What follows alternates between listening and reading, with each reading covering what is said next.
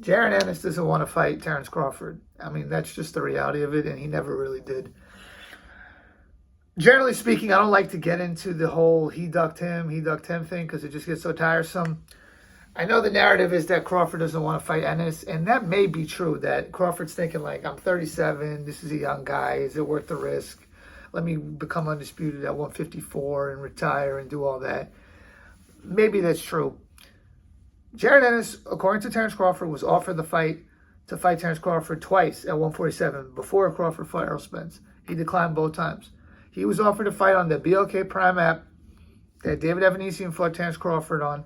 Ironically, Ennis and Evanesian fought last week. He declined. Bozy Ennis admitted that they declined because of the fact that they were loyal to Showtime. That really paid off because Showtime's out of business in boxing. They were on Gilly and Wallow. Crawford was on. They had the phone call with Ennis, and they caught Ennis contradicting what Bozy Ennis had said. And then it gets even deeper. We look at the fact that I saw an interview where I wish I knew who it was with, which publication, but I saw them ask Jaron Ennis directly, if you had a choice after this Evanesian fight, assuming you win, who do you want to fight next? What do you want to do next? Do you want to unify the titles at welterweight, or do you want Crawford next?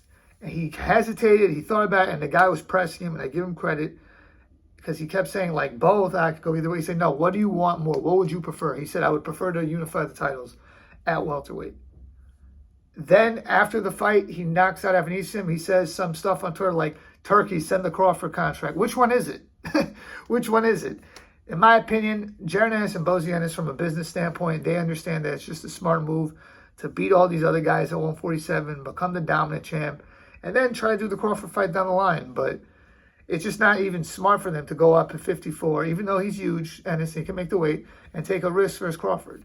I would love to see Ennis versus Crawford. I want to see the best fight the best, and I think Ennis has the best shot at beating Crawford. Even if Ennis were to move up at 54, I think Ennis is the second best 154-pounder behind Crawford. I really think that highly of him. But they don't want the fight. They want to fight Barrios. They want to fight Stanionis. They want to fight Rocha. Those kind of guys, Brian Norman, and then the guys moving up, like Teofimo Lopez, Devin Haney, Ryan Garcia. They want to become the dominant champion at 147 pounds, and I think Jaron Ennis will become the dominant champion at 147 pounds, but just be real about it. Jaron Ennis doesn't want to fight Terence Crawford. You know, and I'm not saying that Crawford's dying to fight Ennis either, but let's keep it real. Jaron Ennis doesn't want to fight Terence Crawford. Please like, share, comment, subscribe. Peace.